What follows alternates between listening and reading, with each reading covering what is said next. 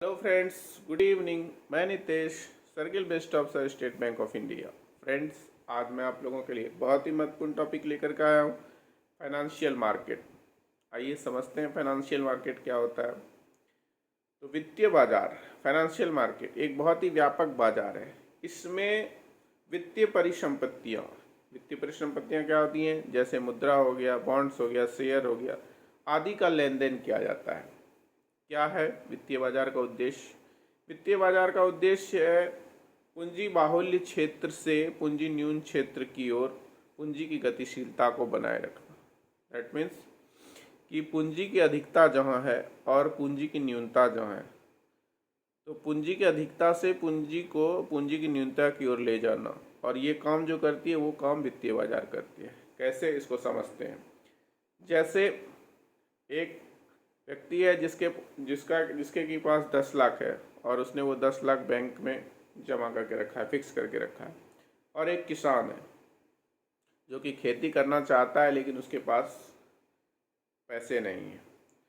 तो ये व्यक्ति जिसने 10 लाख का एफडी करा के या बैंक में जमा करके रखा है, वो क्या है, संपत्ति पूंजी बाहुल्य है, इसके पास पूंजी की अधिकता है।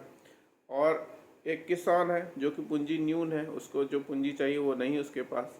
तो यहाँ पे बैंक क्या करती है कि बैंक जो है इस पैसे को जो इस व्यक्ति ने जमा किया है, इसी पैसे को उस किसान को ऋण के रूप में देती है और पूंजी की जो न्यूनता है वो उसको दूर करने का प्रयास करती है।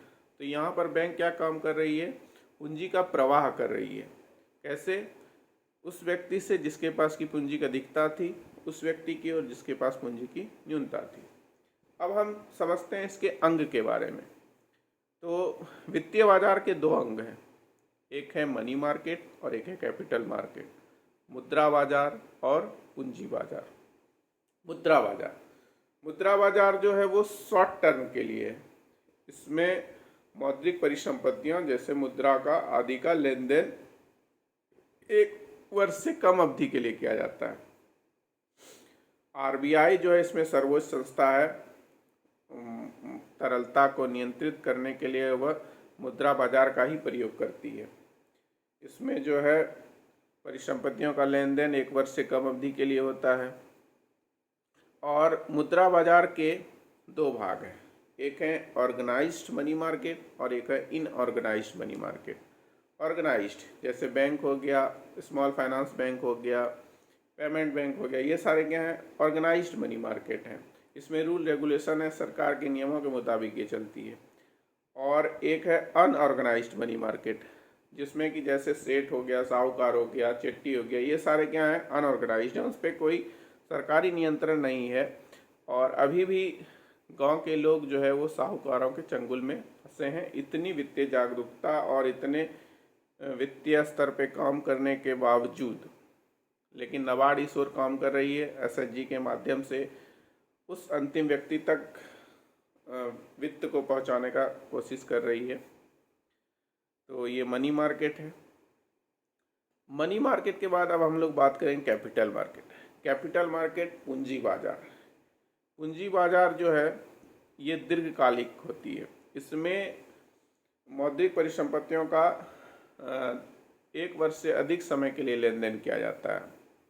इसका उद्देश्य जो है वो पूंजी न्यूनता वाले क्षेत्रों को, या वैसे क्षेत्र जो कि जिसमें की क्षमता तो है लेकिन पूंजी की न्यूनता है, तो उसको पूंजी उपलब्ध करा के उसके प्रोडक्शन को बढ़ाती है। तो पूंजी बाजार में यही होता है कि लॉन्ग टर्म के लिए लेन देन किया जाता है, 1 वर्ष से अधिक के लिए।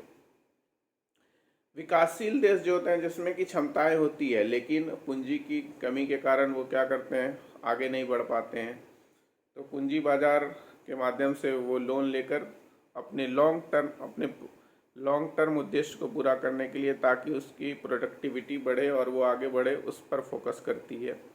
जैसे वर्ल्ड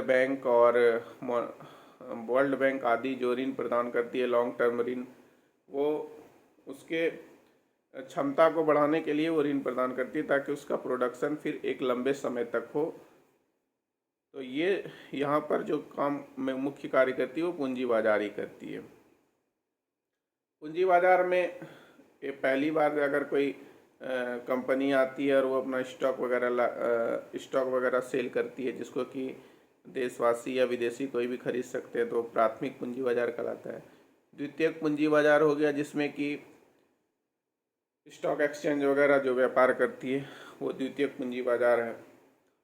भारत में सन 1991 से पहले, मतलब जब न्यू इकोनॉमिक पॉलिसी आई भारत में, उससे पहले पूंजी पर ही फोकस किया जाता था और पूंजी बाजार का ही ज़्यादा दबदबा था। मतलब उस क्योंकि भारत जो है बहुत सारी चीज़ों का प्रोडक्शन नहीं करती थी, क्षमता तो थी लेकिन प्रोडक्शन नहीं हो पाता था क्योंकि पूंजी की कमी थी, इसलिए पूंजी पर ज़्यादा फोकस था। लेकिन 1991 के बाद मुद्रा बाजार की ओर भारत का फोकस हुआ और वो अभी तक जारी है। तो फाइनेंशियल मार्केट में आज इतना ही। आगे मैं आपको और इनसे संबंधित चीज़ें, मुद्रा के प्रकार आदि को डिटेल में फिर कल के वीडियो में पढ़ाऊँगा। अगर आपको कुछ समझ में नहीं आया तो नीचे आप कमेंट सेक्शन में जाके पूछ सकते हैं। धन्यवाद।